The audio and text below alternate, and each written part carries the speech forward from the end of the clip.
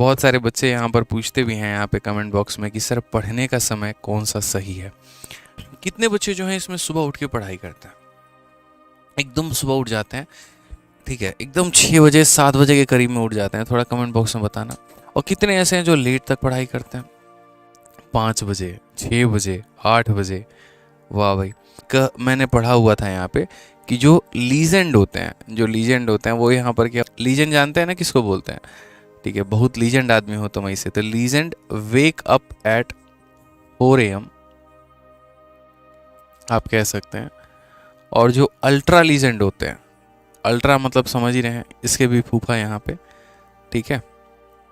तो जो हमारे अल्ट्रा लीजेंड लोग होते हैं ना, खतरनाक वाले नेक्स्ट लेवल वाले लोग होते हैं, तो ये लोग जितने बजे जगते हैं उतने बजे ये लोग सोने जाते हैं। They sleep at 4 AM।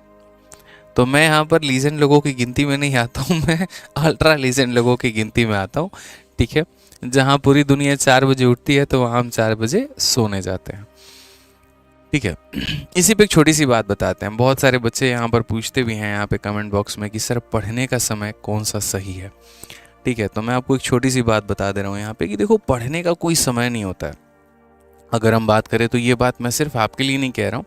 अगर कोई बच्चा 7वीं 8वीं क्लास में है, कोई बच्चा 10वीं क्लास में है, कोई 12वीं में है, ग्रेजुएशन में है, आईआईटी की प्रिपरेशन कर रहा है, नीट की प्रिपरेशन कर रहा है, यूपीएससी की कर रहा है, एसएससी की, बैंकिंग, रेलवे, वो भारत में किसी भी परीक्षा की तैयारी कर रहा है, किसी भी परीक्षा की, तो वो अगर किसी भी परीक्षा की तैयारी कर रहा है मेरे भाई, तो उन सबको एक छोटा सा मेरा संदेश होगा, छोटा सा एक पॉइंट है मेरा कहने का, बस ये कि देखिए, पढ़ने का जो समय होता है वो कोई भी फिक्स नहीं होता है। आप किसी भी समय में पढ़ाई अपनी कर सकते हैं, जिस स्थिति में आपने अपने आप को ढाल रखा हो।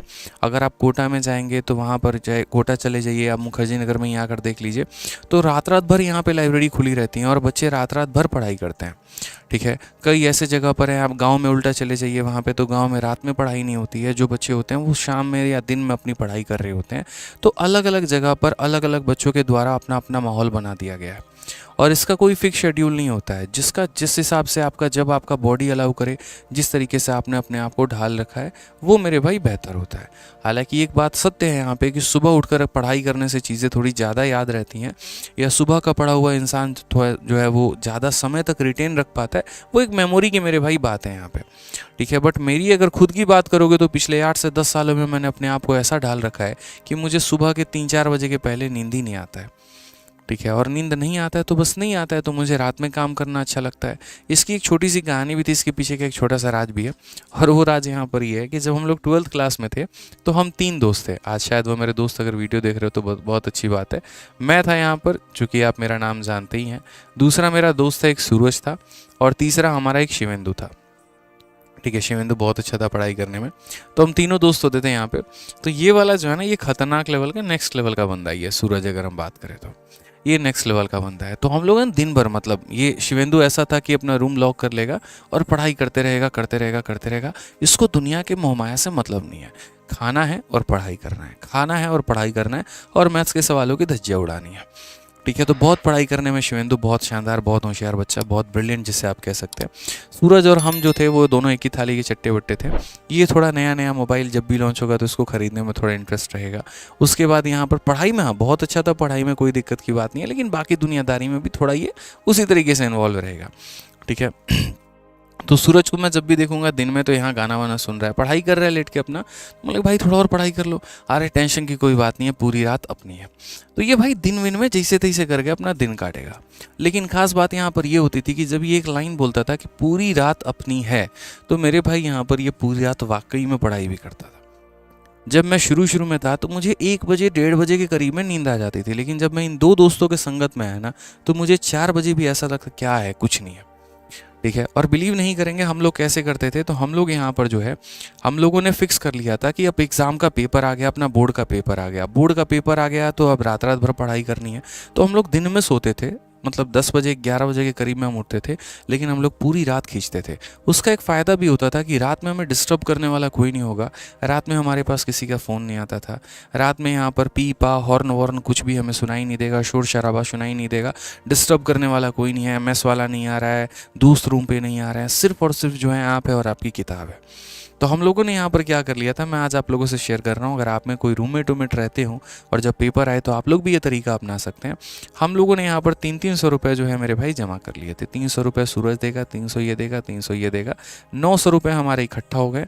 उस 900 रुपये में मेरे भाई हम लोगों ने 400 रुपये की पाउडर वाली दूध लेकर आए थे, 100-150 रुपये की हम चीनी लेकर आए थे मेरे भाई यहाँ पे, और बाकी जो हमारे 350 बच गए तो इसमें हम लोग चाय पत्ती और इलायची बाकी चीज़ लेकर आए थे।